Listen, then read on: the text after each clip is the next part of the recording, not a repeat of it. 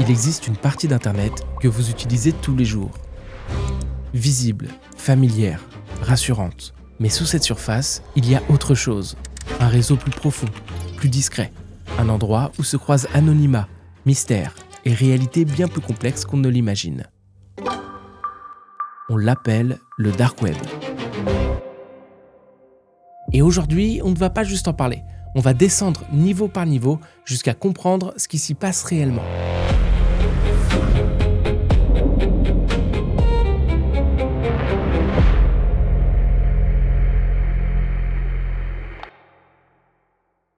Aujourd'hui, quand on parle d'Internet, on pense tous à la même chose. Les réseaux sociaux, les vidéos qu'on regarde, les sites du quotidien, les moteurs de recherche. Mais en réalité, ce que vous voyez sur Internet représente à peine 10% de ce qui existe en ligne. Tout le reste est invisible. Ce que vous utilisez tous les jours s'appelle le Clear Web. La partie visible, indexée, accessible à tous en quelques clics. Mais juste en dessous, il y a déjà une autre couche, le Deep Web. Contrairement à ce que beaucoup pensent, le Deep Web n'a rien de dangereux. Le Deep Web représente simplement ce qui n'est pas indexé par les moteurs de recherche, les pages que vous ne pouvez pas trouver via Google Chrome, Safari ou encore Firefox. Prenons un exemple simple. Tout le monde peut accéder au site Gmail, on est d'accord.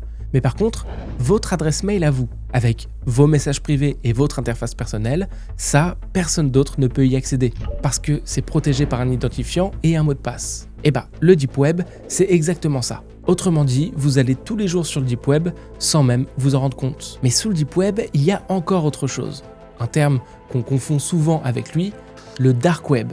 Et ça, c'est différent. Quand on entend Dark Web, on pense immédiatement à des choses illégales, des marchés noirs, des services dangereux, des activités cachées, mais à l'origine, ce n'est pas du tout pour ça qu'il a été créé. Le Dark Web repose sur des technologies développées dans les années 2000 avec un objectif précis, permettre de naviguer sur Internet de manière anonyme. À la base, le Dark Web était un outil conçu pour protéger, pour permettre à des journalistes, des lanceurs d'alerte ou à des citoyens sous censure de communiquer librement. Mais avec le temps, cet anonymat a attiré d'autres personnes.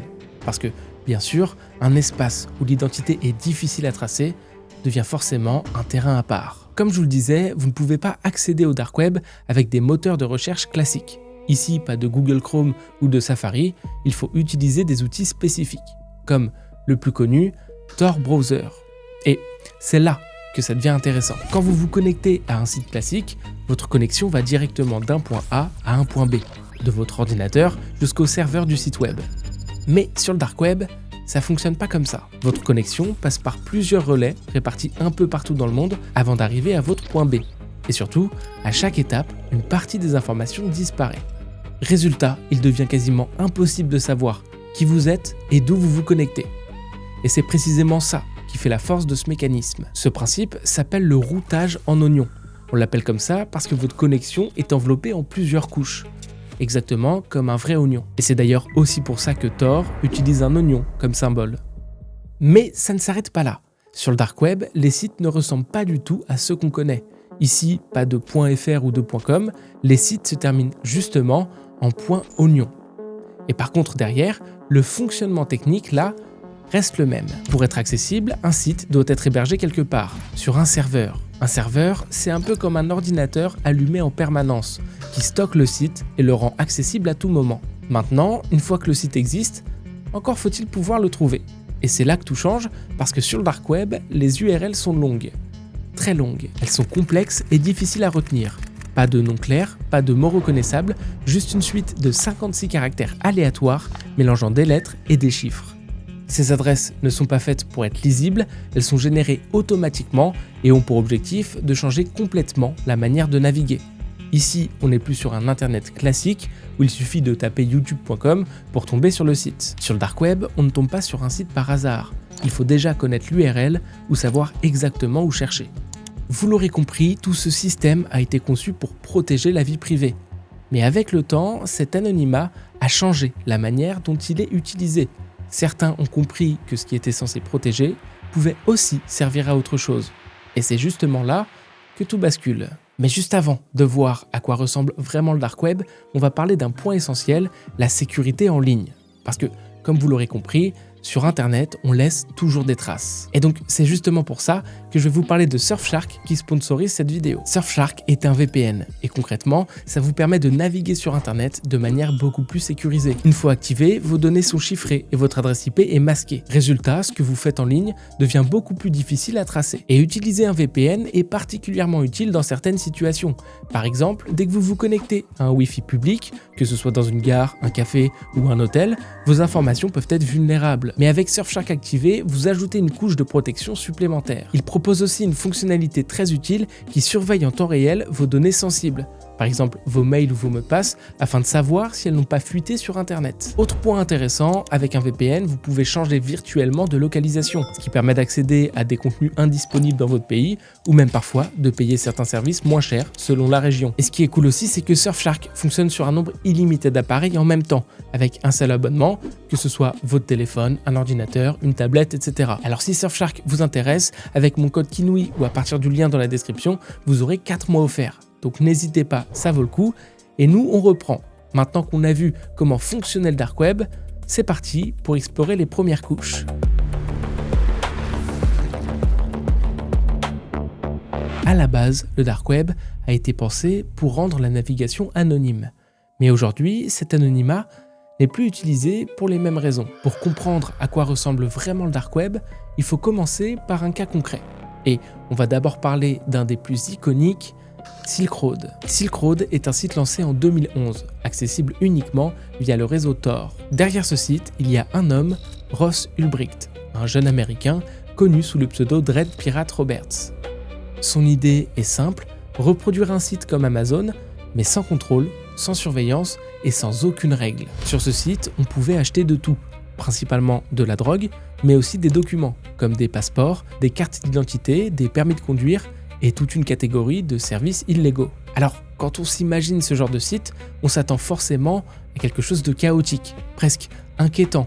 Et c'est vrai, certains espaces du Dark Web correspondent bien à cette image, mais Silk Road, lui, fonctionnait complètement différemment. Sur ce site, tout est organisé, structuré, comme n'importe quel site de e-commerce, et même visuellement, il n'y avait rien de choquant. Des pages propres, une interface claire et des couleurs assez vives. Bref, tout ce qu'il faut pour inspirer confiance.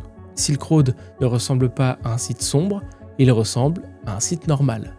Et c'est justement ça qui le rend dangereux. Très vite, le site explose. Des milliers d'utilisateurs, des milliers de produits illégaux vendus et surtout des centaines de millions de dollars échangés. Mais il y a un détail auquel Ross Ulbricht, le fondateur, n'avait pas pensé. Avant même de lancer Silk Road, début 2011, Ross Ulbricht publie un message sur un forum pour parler de son projet et invite les gens à le contacter. Problème, l'adresse mail qu'il utilise pour publier ce message est une adresse mail liée directement à son identité, rossulbricht@gmail.com. Non, c'est pas une vanne. Quelques années plus tard, les enquêteurs remontent la piste, recoupent les informations, surveillent ses activités et en octobre 2013, tout s'arrête. Ross Ulbricht est arrêté dans une bibliothèque publique à San Francisco, son ordinateur est ouvert, connecté à Silk Road. Et c'est ça le paradoxe intéressant, parce que même si le Dark Web permet d'être anonyme en ligne, il ne protège pas dans le monde réel. Le site est alors saisi, des milliers d'utilisateurs sont identifiés et Silk Road disparaît. En 2015, Ross Ulbricht est condamné à la prison à vie sans possibilité de libération conditionnelle. Mais en réalité, l'histoire ne s'arrête pas là. Le 21 janvier 2025, le président des États-Unis Donald Trump lui accorde une grâce présidentielle totale et inconditionnelle. He's already served 11 years. We're gonna get him home. En gros, sa condamnation est annulée et après plus de 10 ans en prison, Ross Ulbricht est libéré. Un retournement inattendu qui relance encore aujourd'hui pas mal de débats autour de son affaire. Thank you so much, President Trump. I'm so grateful to have my life back, to have my future back, to have this second chance. Mais ça, ce sera bien plus tard. En 2013, quand Silk Road ferme, l'affaire fait énormément de bruit. Mais pas forcément pour les raisons qu'on pourrait croire. Ça ne fait pas fuir les utilisateurs, au contraire d'ailleurs. Ça prouve que ce genre de site, ça rapporte beaucoup. Mais genre vraiment beaucoup d'argent. Très vite, d'autres plateformes apparaissent. Plus grandes, plus organisées, plus ambitieuses. Et parmi elles, une va très vite s'imposer, Alphabet. Lancé en 2014, Alphabet reprend le même modèle, mais à une toute autre échelle. Sur ce site, il y a plus de vendeurs, plus de produits et plus d'utilisateurs. Une plateforme plus professionnelle avec des systèmes de notation, un service client et parfois même des remboursements. À son apogée, des centaines de milliers d'utilisateurs, des dizaines de milliers d'annonces. Mais bon, comme pour Silk Road, tout va finir par s'effondrer. Derrière Alphabet, il y a Alexandre Caz, un Canadien installé en Thaïlande qui gère la plateforme comme une véritable entreprise. Alexandre Caz connaît évidemment l'histoire de Silk Road, il sait aussi bien sûr comment Rossulbricht s'est fait arrêter, et pourtant, il va lui aussi commettre une erreur. Sur le site, il se fait appeler Alpha02, un pseudo connu, respecté, qui incarne l'administrateur de la plateforme. Ce pseudo est un masque censé le protéger, sauf que, à force de l'utiliser, il va finir par laisser des traces. Pour des opérations techniques sur son site Alphabet, Alexandre Caz utilise une adresse mail personnelle. Une adresse qui utilise son identité réelle.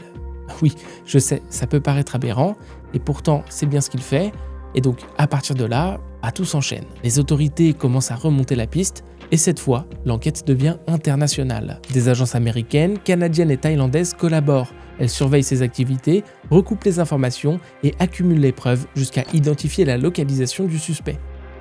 Et en juillet 2017, Alexandre Caz est arrêté en Thaïlande. Mais l'arrestation ne se fait pas n'importe comment. Les autorités savent une chose, pour prouver qu'il est bien derrière Alphabet, elles ont besoin de son ordinateur déverrouillé et connecté au site. Elles attendent alors le bon moment et les autorités mettent en place une diversion digne des meilleurs films d'action. Une voiture fonce dans le portail de sa villa. Alexandre Caz sort de chez lui et pendant ce temps, d'autres agents entrent à l'intérieur. Une intervention rapide, presque irréelle, avec un objectif précis, le surprendre avant qu'il n'ait temps de réagir. Et au moment où ils infiltrent sa maison, bingo, son ordinateur est encore ouvert et connecté à Alphabet. Cette fois, il n'y a aucun doute, et comme pour Silk Road, tout s'effondre très vite. Le site est fermé, des milliers d'utilisateurs sont identifiés, et Alexandre Caz est arrêté en juillet 2017 en Thaïlande. Il doit ensuite être extradé vers les États-Unis, où il risque une peine extrêmement lourde, plusieurs dizaines d'années de prison, voire la prison à vie, mais quelques jours plus tard, il est retrouvé mort dans sa cellule. Officiellement, il s'agit d'un suicide, mais pour certains, l'affaire laisse encore des zones d'ombre. Et pourtant, même après la chute de Silk Road, puis celle d'Alphabet, rien ne s'arrête. Sur le dark web, quand un site disparaît, un autre prend immédiatement sa place. Alors, en 2017, après la fermeture d'Alphabet, quand des milliers d'utilisateurs se retrouvent sans plateforme, ils se dirigent tous vers un autre site tout récent, Ansa Market. Ansa Market est lui aussi un marché noir, fiable en apparence, mais cette fois, les utilisateurs ne savent pas vraiment dans quoi ils mettent les pieds. Parce que depuis plusieurs semaines déjà, le site n'appartient plus à ses créateurs, il est contrôlé par la police. Quelques semaines avant la fermeture d'Alphabet, les autorités néerlandaises prennent le contrôle total d'Ansa Market. Et, au lieu de le fermer immédiatement, elles prennent une décision particulière, elles le laissent en ligne. Et bien sûr, tout est calculé. Pendant plusieurs semaines, la police analyse les messages privés, les transactions, relève les adresses de livraison et les identités, bref, tout est enregistré. Et puis, du jour au lendemain, le site disparaît.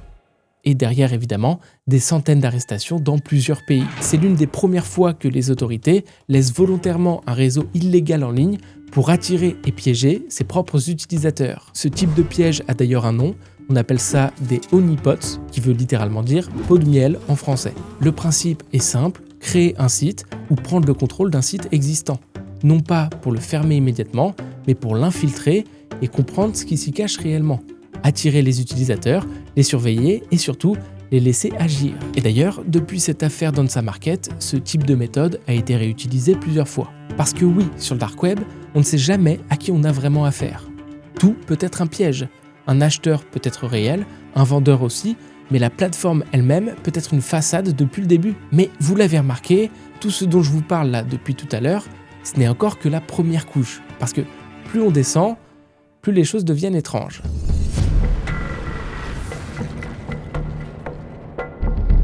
En descendant encore, les choses deviennent moins lisibles.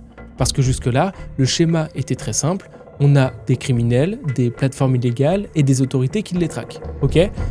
Mais parfois, avec le dark web, les choses vont beaucoup plus loin. Parce que les autorités peuvent effectivement observer, surveiller, infiltrer, mais dans certains cas, elles franchissent une autre limite. Elles ne se contentent plus de regarder, elle participe. En février 2015, une opération du FBI va marquer un véritable tournant avec Playpen.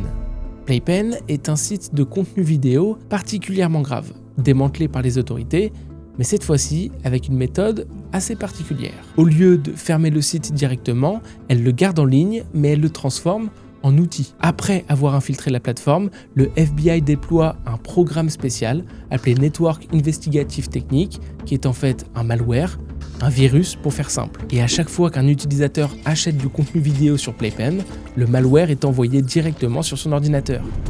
Le programme est invisible, silencieux et surtout extrêmement efficace. En quelques secondes, il permet de contourner l'anonymat du réseau Tor, de récupérer l'adresse IP réelle et donc de révéler la localisation exacte de la personne. Résultat, plus de 1000 adresses IP ont été identifiées à travers le monde, permettant des centaines d'arrestations dans plusieurs pays. Mais cette affaire ne s'arrête pas là, parce qu'elle ne marque pas seulement une réussite pour les autorités, elle provoque une véritable onde de choc dans les médias, dans les tribunaux et même au sein des institutions. Les avocats contestent la légalité de l'opération, certains accusés remettent en cause les preuves, estimant qu'elles ont été obtenues de manière abusive. Des juges s'interrogent même sur les limites de ces méthodes. Est-ce qu'un État a le droit d'envoyer un malware sur des milliers d'ordinateurs sans que leur propriétaire ne le sache?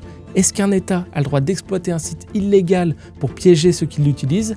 Bref, jusqu'où un État a le droit d'aller pour identifier quelqu'un. Alors, bien sûr, on pourrait se dire qu'au vu de la gravité des contenus vidéo vendus sur Playpen par exemple, le plus important, c'est d'arrêter les responsables, et peu importe les méthodes utilisées, mais pourtant, cette question a fait énormément débat. Et à partir de là, quelque chose change sur le dark web, parce qu'avec des opérations comme Playpen, l'anonymat n'est plus garanti. Les plateformes visibles deviennent alors très risquées, certains commencent à s'adapter, et le dark web évolue. À ce moment-là, il ne s'agit donc plus seulement d'acheter ou de vendre des produits, mais des capacités. Et pour comprendre ce que ça veut dire concrètement, il faut parler de The Real Deal Market. The Real Deal Market est un marché noir très particulier. Ici, on ne vend pas des objets, mais on vend des failles informatiques, des vulnérabilités informatiques encore inconnues, des accès à des systèmes protégés ou des moyens de contourner des sécurités. Parmi ces failles, certaines sont appelées Zero Day. Et si elles sont appelées comme ça, c'est pour une raison très simple, elles sont totalement inconnues. Personne ne sait qu'elles existent, et pas même les entreprises ou les services concernés. Ce qui fait qu'au moment où elles sont vendues, il n'existe aucun correctif. Tant qu'une faille informatique n'est pas découverte, elle peut être exploitée librement. Et c'est justement ça qui les rend si précieuses. Sur The Real Deal Market, certaines de ces failles se vendent quelques centaines de dollars, mais pour les plus puissantes, les prix explosent. Des dizaines, des centaines de milliers, parfois même plusieurs millions de dollars. Autour de 2021, certaines failles Zero Day visant les iPhones et l'application WhatsApp se seraient vendues plus de 8 millions de dollars pour une seule faille. Et ce genre de marché ne concerne pas uniquement les cybercriminels.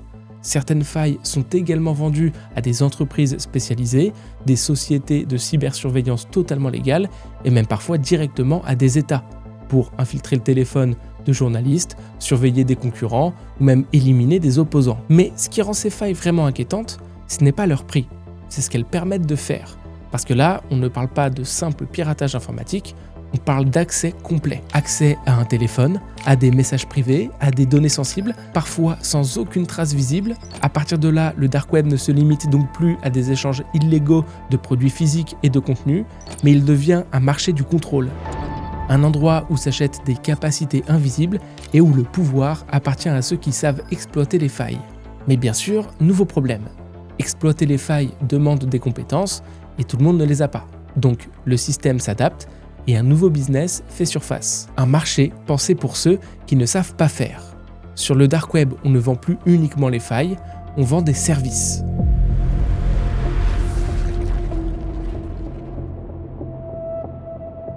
À partir du moment où presque tout peut s'acheter sur le dark web, certains commencent à s'organiser. Et là, on change encore de dimension, puisqu'il ne s'agit plus seulement d'acheter des outils ou des données, on peut maintenant commander directement des actions. Sur certains sites, on peut demander des attaques informatiques complètes, des piratages sur mesure, des vols de données, des attaques DDoS capables de faire tomber un site en quelques minutes, et parfois, les services vont encore plus loin. Des offres de hitman, donc de tueurs à gages, des propositions d'enlèvement, des demandes de sabotage, et derrière ces services, il n'y a plus seulement des individus, il y a des réseaux, des groupes organisés et des structures complètes. Et il faut savoir une chose, plus ces activités deviennent sensibles, plus elle se cache. Parce qu'à ce niveau, l'objectif n'est plus d'attirer un maximum de monde, au contraire, plus un espace est discret, plus il a de la valeur. Et dans ces espaces discrets, certaines communautés prennent une place particulière. L'une d'elles va marquer le dark web pendant plusieurs années, Darkcode. Darkcode était un forum actif au début des années 2010. Mais ce n'était pas un simple forum, c'était un véritable cercle privé, un espace réservé à une élite de hackers et de cybercriminels. Sur ce forum, on ne s'inscrivait pas librement, il fallait être invité par quelqu'un et surtout prouver ce qu'on savait faire. À l'intérieur, les membres échangent des outils, des techniques, des accès, mais aussi des connaissances. Certains membres étaient capables d'infecter des milliers, voire des dizaines de milliers d'ordinateurs à distance, d'autres développaient des malwares, volaient des données bancaires ou lançaient des campagnes d'arnaque à grande échelle. Des actions invisibles, mais avec des conséquences bien réelles. Darkcode fonctionnait comme un réseau fermé, une communauté où chacun apportait quelque chose, et où, ensemble, ils devenaient beaucoup plus puissants. Pendant des années, le forum reste actif, jusqu'en 2015, où une opération internationale est lancée.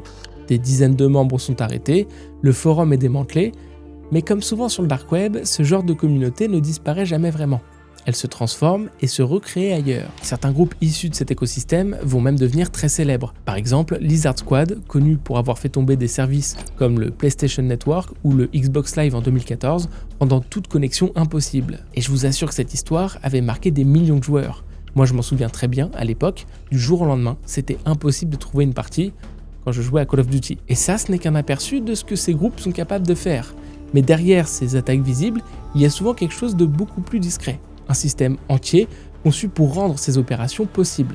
Laissez-moi justement vous parler d'Avalanche Network. Avalanche Network, ce n'est pas un site, ce n'est pas un forum, c'est un réseau massif, actif pendant plusieurs années, entre 2010 et 2016 précisément. Imaginez une sorte de centrale cachée sur Internet. Un système qui permettrait à des cybercriminels de lancer leurs attaques sans être directement visibles. Au lieu d'attaquer depuis leur propre ordinateur, ils passent par Avalanche Network. Le réseau redirige les connexions, cache l'origine des attaques et permet d'orchestrer des campagnes à très grande échelle. Grâce à ce système, des hackers ont envoyé des millions d'emails frauduleux, volé des données et infecté encore plus de machines. Tout ça en restant caché. Avalanche Network a fait des milliers de victimes, particuliers, entreprises, institutions, tout en protégeant ceux qui étaient à l'origine des attaques. Et là, on parle d'à peu près 500 000 machines infectées dans le monde. Et surtout, la force immense de ce système, c'est qu'il était capable de s'adapter en permanence. Dès qu'une partie du réseau était repérée, elle était remplacée presque instantanément et automatiquement. Pendant des années, Avalanche Network a fonctionné dans l'ombre, jusqu'en novembre 2016 où une grande opération internationale est lancée. Plus de 40 pays impliqués, des dizaines d'arrestations, des centaines de serveurs saisis et surtout une estimation des dégâts faite à plusieurs centaines de millions de dollars. Mais le plus frappant dans cette histoire, ce n'est pas l'ampleur du réseau, c'est le fait qu'il ait pu exister aussi longtemps. Pendant des années, plusieurs centaines de milliers d'ordinateurs ont été exploités, détournés et infiltrés sans que personne ne s'en rende compte. Et ça montre bien une chose, le danger n'est plus visible. Il est déjà partout. Et pourtant, on n'est pas encore tout en bas de l'iceberg. À ce stade, on pourrait penser avoir tout vu. Des plateformes, des groupes, des réseaux entiers. Mais en réalité, le plus perturbant, ce n'est pas ce qu'on trouve réellement sur le dark web. C'est la manière dont tout ça tient. Parce que, contrairement à ce que l'on imagine, ce monde n'est pas aussi dispersé qu'il en a l'air. Il est beaucoup plus fragile et surtout beaucoup plus centralisé. En réalité, une grande partie du dark web repose sur très peu d'acteurs, très peu de serveurs, très peu d'infrastructures, des points précis, presque invisibles, mais essentiels. Et parfois, il suffit d'en toucher un seul pour que tout s'effondre. C'est un peu comme si une ville entière reposait sur quelques bâtiments, et si l'un d'eux tombe, tout le reste peut suivre. Pendant des années, une énorme partie du dark web reposait sur un seul nom, Freedom Hosting. Un service d'hébergement en apparence banal, mais en réalité absolument central. Freedom Hosting hébergeait des milliers de sites, des forums, des services, des plateformes entières. À son apogée, on parle de plusieurs dizaines de milliers de sites. On a même estimé à un moment que la moitié des sites du dark web étaient hébergés par Freedom Hosting. Je ne sais pas si vous vous rendez compte du nombre que ça représente. Mais du coup, imaginez-vous les conséquences si cet hébergeur venait à être localisé par les autorités. Eh ben, C'est exactement ce qui s'est passé. En 2013, la police identifie le service et remonte la piste jusqu'à un homme, Eric Owen Marquez, un administrateur discret basé en Irlande. Soupçonné d'être derrière une grande partie de l'infrastructure Freedom Hosting, une opération est lancée, les serveurs sont saisis, mais l'histoire ne s'arrête pas là. Au moment de la prise de contrôle, les autorités injectent un code directement sur les sites hébergés, invisible pour les utilisateurs, mais capable de révéler certaines informations. Ça vous rappelle quelque chose ? Ouais, c'est exactement le même système d'infiltration qui a été utilisé pour l'affaire Playpen. Sauf que là, l'échelle est totalement différente. Cette fois, ce n'est pas un seul site qui est infecté, mais plusieurs milliers. En quelques heures, des centaines de plateformes disparaissent, du jour au lendemain, sans prévenir. Des forums, des services, des sites entiers, à ce moment-là, c'est une grande partie du dark web qui s'éteint à tout jamais. Et au final, c'est peut-être là qu'on comprend la vraie faille du dark web. Même s'il donne l'impression d'être infini, abstrait et impossible à atteindre, en réalité, il repose sur des points très précis. Et si ces points sont touchés, tout peut s'effondrer. Et quelques mois plus tard, une autre opération va confirmer cette réalité, une opération massive internationale, l'opération Onimus. En 2014, les autorités ciblent de nouveaux hébergeurs, mais cette fois-ci en masse. Résultat, des centaines de sites fermés, des marketplaces entières qui disparaissent, des services qui s'éteignent en quelques heures. Et encore une fois, le choc est immédiat pour les utilisateurs de ces sites parce que tout le monde pensait être caché, protégé et isolé, mais en réalité, c'était beaucoup plus vulnérable que prévu. Et comme quoi, ces histoires démontrent que même dans un espace conçu pour être anonyme, il peut y avoir des failles. Et au fond, le dark web n'est pas un monde incontrôlable. C'est un système qui peut s'effondrer à tout moment.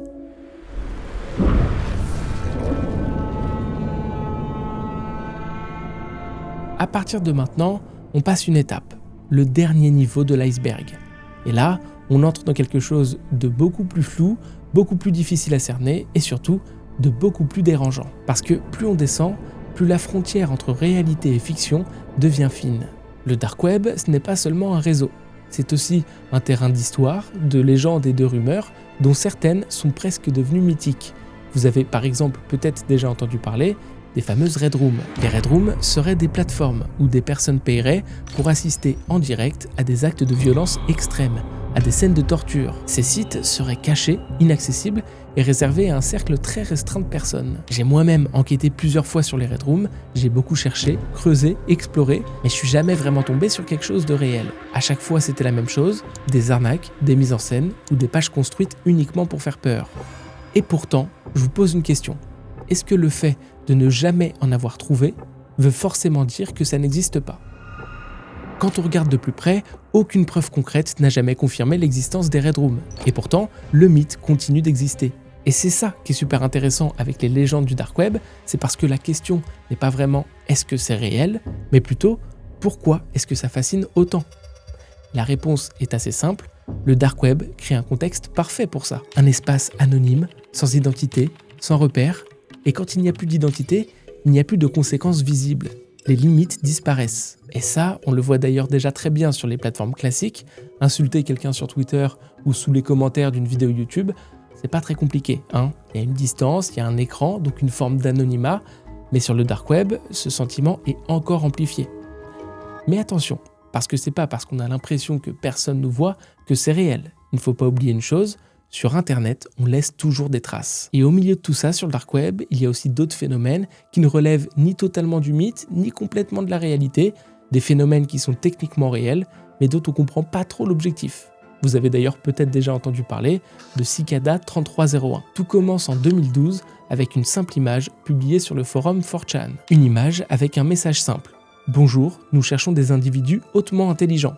Pour les trouver, nous avons conçu un test. Un message est caché dans cette image. Trouvez-le et il vous mènera à nous. Nous avons hâte de rencontrer ceux qui iront jusqu'au bout. Bonne chance, signé 3301. » Très vite, les internautes comprennent alors qu'il ne s'agit pas d'un simple message, mais d'une énigme. En analysant l'image, certains découvrent un premier indice caché dans les données du fichier. Cet indice mène à une autre étape, puis une autre, et très rapidement, ce qui ressemblait à un simple poste devient un véritable parcours. Les participants doivent résoudre des énigmes de plus en plus complexes, de la cryptographie, des messages codés, des images dans lesquelles sont dissimulées d'autres informations, parfois même des fichiers audio sont analysés, mais c'est pas tout. Et c'est là que l'histoire a perturbé tout le monde.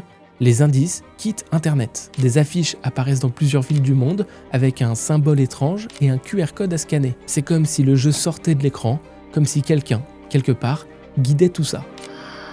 À chaque étape, le nombre de participants diminue, car les énigmes deviennent de plus en plus difficiles, techniques, exigeantes, jusqu'à ce qu'il ne reste plus que quelques personnes capables de suivre. Et puis, plus rien. L'histoire raconte que ceux qui arrivent à aller jusqu'au bout du test disparaissent. Pas d'annonce, pas d'explication, et surtout aucune réponse. Personne ne sait qui est derrière Cicada 3301, personne ne sait ce que deviennent ceux qui réussissent, et personne ne sait vraiment pourquoi tout ça a été créé. Alors, je ne vais pas vous détailler toute l'histoire de Cicada 3301 aujourd'hui, ça prendrait un peu de temps, mais si ça vous intéresse que je fasse une vidéo complète à ce sujet, dites-le moi en commentaire, moi je pense que ça peut être cool. Et au fond, toutes ces énigmes, ces histoires et ces légendes racontent quelque chose de beaucoup plus profond, parce que le dark web ne fascine pas seulement pour ce qu'on peut y trouver, il fascine aussi pour ce qu'il représente. Un endroit caché, un espace inaccessible, un monde parallèle, plus quelque chose est caché et plus on a envie de le découvrir. Et c'est précisément ça qui rend le dark web aussi particulier. Ce n'est pas juste un réseau, ce n'est pas juste une partie d'internet, c'est un miroir. Un miroir de ce que les humains sont capables d'imaginer et parfois de faire. Et en descendant aussi bas dans l'iceberg, je pense que la question que j'aimerais poser, c'est pas qu'est-ce qu'on peut y trouver, mais plutôt qu'est-ce qu'on serait capable de faire si personne ne pouvait nous voir. Le dark web donne l'impression d'être invisible, libre, sans conséquences. Mais comme on l'a vu tout au long de cette vidéo, ce n'est qu'une illusion. Derrière chaque plateforme, il y a des erreurs. Derrière chaque système, il y a des failles. Et derrière chaque écran, il y a quelqu'un. Alors oui, le dark web existe. Oui, il est réel. Oui, il peut être dangereux. Mais au final, le vrai danger n'est peut-être pas là où on le pense. Parce que ce n'est pas la technologie qui a créé tout ça. Ce sont les humains. Et au final, à quoi ressemble le dark web aujourd'hui ? Je dirais que ce n'est pas un seul endroit. Je dirais que ce n'est pas un seul type de site, mais que c'est un mélange de beaucoup de choses. Un espace où coexistent des sites abandonnés, laissés là depuis des années, des marketplaces encore actives, organisés, des plateformes infiltrées, où l'on ne sait jamais vraiment qui observe, des forums fermés, invisibles pour la majorité des gens, des malwares qui circulent, des données qui s'échangent, des contenus parfois choquants, et puis aussi des choses beaucoup plus sombres. Des choses qui ne sont pas visibles au premier regard, des choses qu'on ne trouve pas aussi facilement, peut-être parce qu'elles sont bien cachées, peut-être parce qu'on ne sait pas où chercher, ou peut-être parce qu'on ne préfère pas les voir. Le dark web est un espace qui évolue en permanence, qui disparaît, qui se recrée, qui se transforme. Est-ce qu'un jour quelque chose d'aussi massif que Silk Road réapparaîtra ? Une plateforme capable de changer complètement les règles, de redéfinir l'usage du dark web, ou est-ce que tout est devenu trop surveillé, trop fragile, pour que ça arrive à nouveau ? Personne ne le sait. Et c'est peut-être ça qui rend le dark web si difficile à comprendre. Merci à tous d'être restés jusqu'à la fin de cette vidéo, j'espère vraiment qu'elle vous aura plu. N'oubliez pas le petit commentaire et le like si c'est le cas, ça me fait toujours super plaisir et ça m'aide beaucoup. Dites-moi aussi si vous voulez d'autres vidéos de ce type. Moi je suis chaud parce que j'ai vraiment bien aimé faire ce format. Et puis moi je vous laisse et je vous dis à très vite pour une prochaine vidéo. C'était Kinui, ciao tout le monde.